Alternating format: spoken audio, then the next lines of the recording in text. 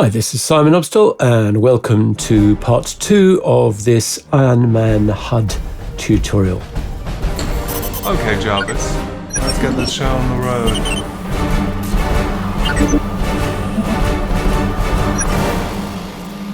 So this tutorial is going to be all about animation and compositing and all those little details that are going to help bring this whole thing to life. So let's make a start. So this is where we left things the last time around. And one of the things I foolishly did was to get my HUD elements the wrong way round. So I've got the elements for the right in the left and in the left in the right and so on. So what I'm going to do is just very quickly move those across. So let's open up both these two groups, the left HUD and the right HUD. Select the contents of the left HUD, Command X to cut, Command V, paste them into the right HUD. Then take those suit elements from the right HUD, Command X and Command V to paste them into the left-hand HUD. And the only thing we need to do here is we need to do a little bit of adjustment of the scale. So this right-hand HUD, I think we want to bring that scale down a bit to about 60. And maybe this left-hand one, maybe increase that to 70. So we're back to where we wanted to be. The only other thing I want to do is I want to cancel out. We did a little bit of a fancy animation there of this element here, the flight rings. So I want to come to that, scale, and right-click and reset parameter. So we've cancelled out that. So we are ready to go. So first of all, I want to do a little bit of work with this background action. So I'm going to take the Sebastian layer. I'm going to come to Filters, Color, and for a change, I think I might use Color Curves. And I'm just going to crunch the blacks down a little bit, maybe push the whites through a bit more, get those blacks even lower, just so we don't see anything here of the t-shirt that he's wearing. And I'd also just like to sharpen him out just a little bit. So I'm going to come to Filters, Sharpen, and just put on the Unsharp Mask. And that just gives a little bit more sharp detail around the eyes, which I think helps. Okay, so then what I'm going to do is I'm going to turn this group to 3D, because what I want to do is be able to light the layer. You'll understand why in a moment.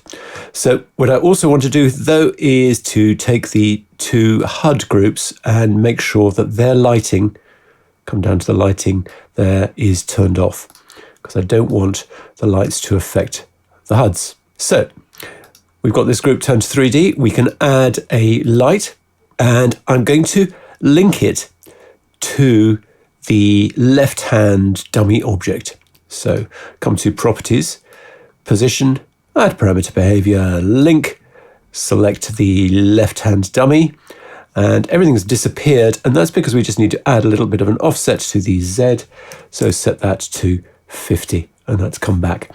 Now you'll see the effect of that lighting. It's just focusing in on that area there, and it's going to track with his head. So it's going to look like the light is coming off the HUD elements and into his eyes. So I'm going to duplicate that light, right-click, duplicate, and this time I'm going to link it to the right-hand dummy object, like so. So that's a kind of quick and easy way of having sort of relit the action without actually adding any filters. And in this case, I think it works pretty well. And what I'd also like to do, though, is to set the color of the lights to match more or less the colors of the HUD. So this is the left-hand light, and I'm going to pick something like this off the HUD. It's obviously much too saturated. So let's just reduce the saturation way down to somewhere like that, I think. And then let's do the same for the other light. And then I think I'll pick this color here. And again, you can see how nicely that works. I'm going to turn off the overlays so we can see this. And we got these two different colored light sources coming from the HUDs. So I'm going to actually reduce that saturation even more on this one. It's looking a little bit too strong, so something like that. So then I want to look at animating this left-hand HUD, the suit HUD.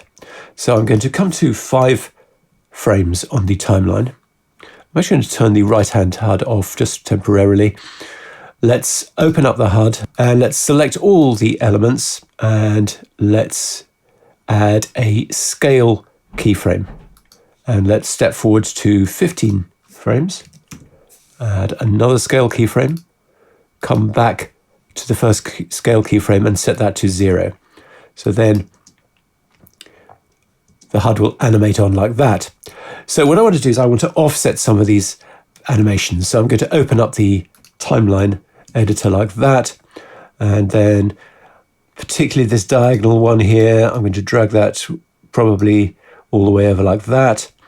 And just doesn't have to be too scientific, this. A little bit of differential movement on those really helps, I think.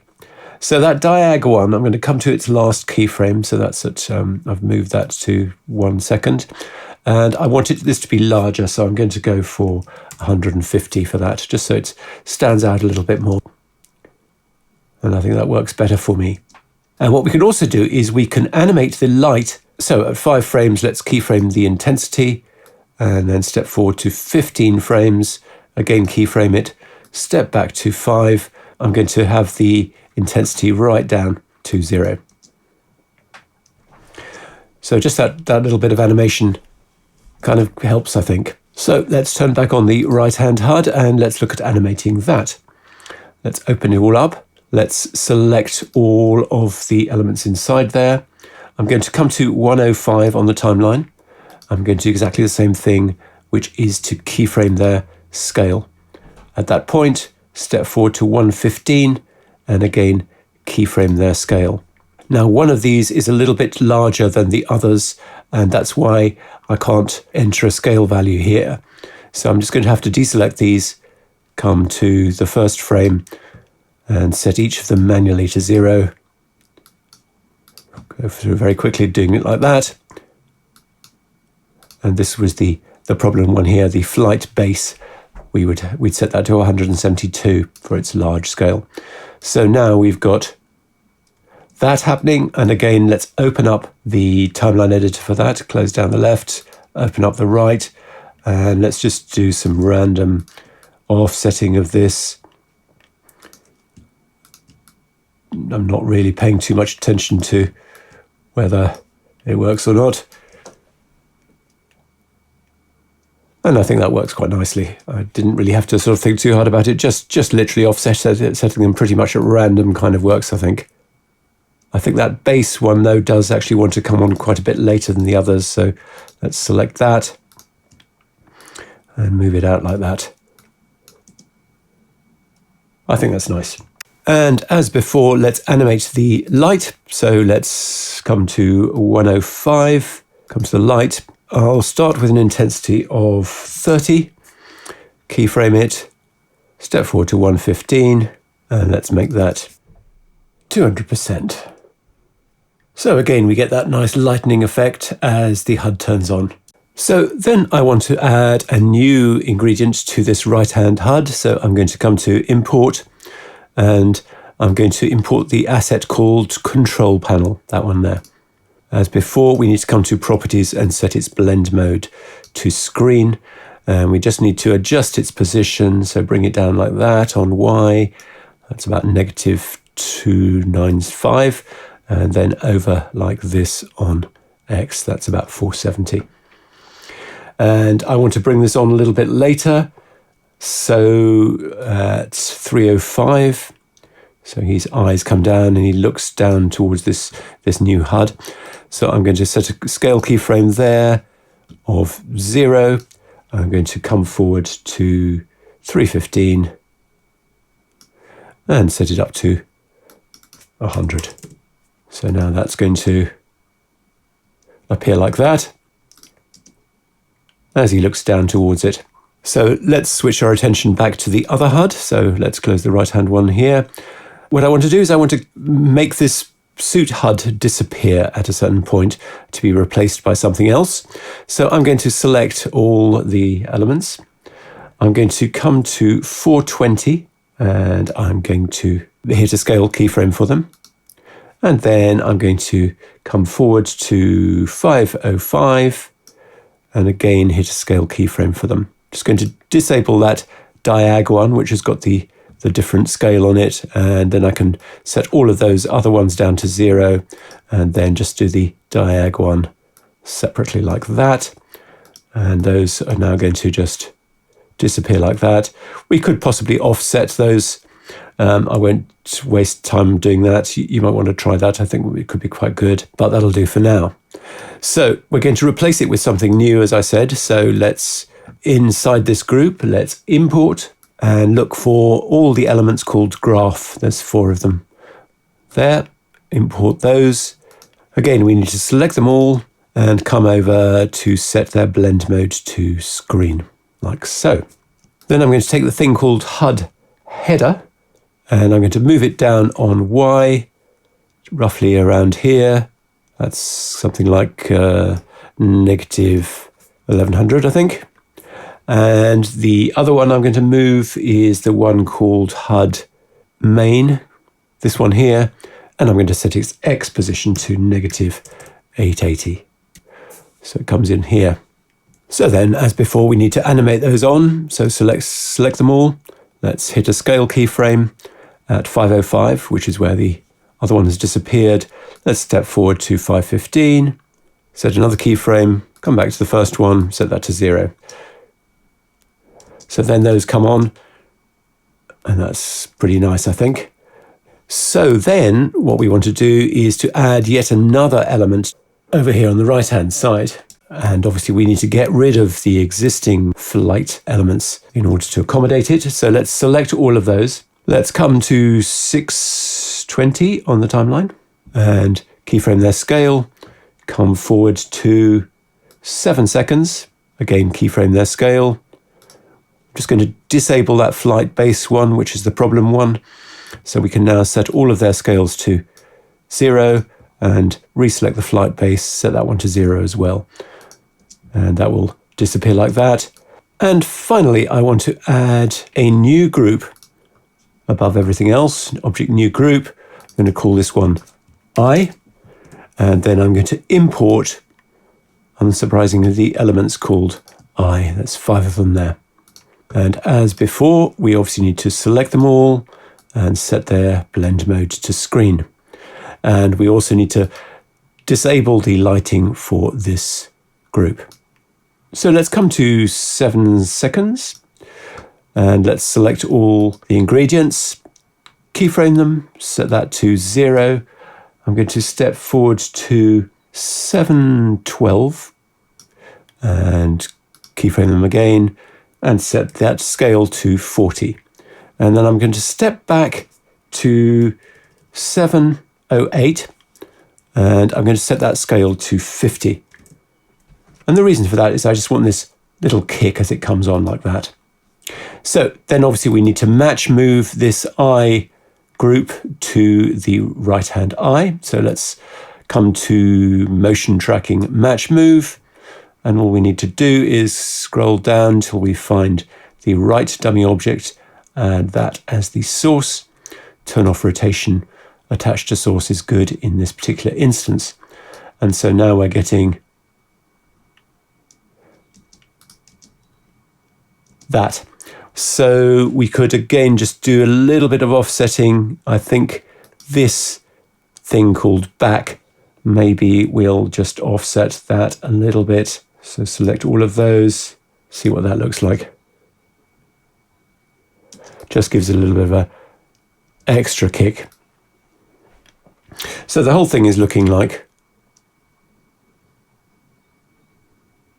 this. So just having a look through here, I think we've got a bit of a clutter over here with the right-hand HUD. It's all a little bit too big. So what I think I'm going to do is just come to its scale and bring that down to 60%. Also, I think this control panel element here just needs to come down a little bit. And maybe if we come to its keyframe there, the 100% keyframe at 315, let's just reduce that down as well to maybe 85. And just reposition it a little bit more, just so everything's not quite so crowded. And I think that's probably going to be nicer. Yeah. So I've closed down all the groups to make this all a little bit clearer. And what I now want to do is I want to create the effect of kind of concave inner face to the visor. And to do that, I'm going to make a new group, object new group, just above that right-hand HUD. And I'm going to put both of those HUDs into it. Not the eye, though. I'm going to want to leave that on its own. So then to this group, I want to add filters, distortion, bulge. And everything disappears, and that is because I need to come over to the group and reset its blend mode to screen, because we've obviously rasterized that and it's set it to normal, which we don't want. And what I'm also going to do is just reduce that scale down to around 80%, I think. And then I'm going to come over to the bulge filter.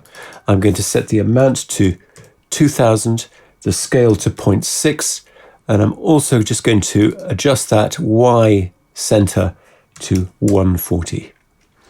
And now if you have a look what happens, we've got this kind of curvature effect. And I think that just helps to sell it a little bit more. And one other thing I want to show you at this point is what happens if we turn on motion blur, because this is really going to improve it a lot, I think. So the effect is now much more silky and smooth, and just the whole thing looks much better, I think, with motion blur turned on. I'm going to leave it off for the purposes of the tutorial because it will start to slow me down. So the next thing I want to do is to add a little bit of glow. So I'm going to select this group here with the HUDs in it, and I'm going to come to glow, and I'm going to set the radius to 25, and you can see how that's just helping to give us this nice sort of softness here. And then I'm going to duplicate that glow and set the radius up to 100, so it gives us this wider effect. But then I'll just reduce the opacity, I think, down to around 0.75. And that just gives us a broader spread of that. And that's really quite nice, I think. And we'll probably just need to copy those. So select both of them, Command-C, and paste them onto the eye group, like so. Now, the glow isn't punching through quite the way I'd want it to, but I'll come back to that a little bit later. So the very final touch that I want to add is to kind of add an ambient reflection, and that probably doesn't make much sense. So let me just show you what I mean. So I'm going to come down into this left-hand HUD, and I'm going to select this element called Graph HUD Header, and I'm going to copy it, and I'm going to come to this enclosing group here, the one that's got the two HUDs in it, and I'm going to paste it there, so at the top. Come over to Properties. So I'm going to reset the scales to remove that animation there. I'm going to set the scale to 175, and that Y value I'm going to set to -900. And then what I'm going to do is I'm going to add filters, blur, Gaussian blur, and I'm going to set this amount to 128. And then I also need to turn off its lighting. So let's come down there and turn that off. And now we've got this effect of something else happening inside the HUD that's being indirectly reflected off the inside of the glass. And this really kind of adds to the interest and the realism of it. You might decide you want to turn it on at the start. I actually quite like that it's already there at the start. And you could obviously swap it out with other things as the animation goes on, find other HUD elements that will work like this. So just a little detail that I think really kind of brings the whole thing to life and adds a kind of visual richness that you don't necessarily understand directly, but it's definitely adding to the overall effect. And just very finally, I want to come back to this topic of the glow, and I mentioned that I wasn't entirely happy with how it's working on the eye HUD here. So I'm going to come to this eye group, and I'm going to add filters, color curves. Now the first thing we'll need to do is switch this group back to screen because of adding the rasterizing filter there. And then what I'm going to do is just increase the white level. And you can see that as I do so, that's helping to push the glow through. And you might want to do the same thing with this control panel HUD here. Let's just do that very quickly. That one there. Let's grab color curves. And again, just push those whites up a bit like that, just to give us a little bit more of a glow on them. And I think we're done. So here is my render of this. I've tweaked a few things, but essentially it's the same project we've just built together. And I hope it's been an interesting one. There's a lot we had to get through, but the details all, I hope, add up to something that looks really quite nice. So thanks very much indeed for watching, and see you again on the next one.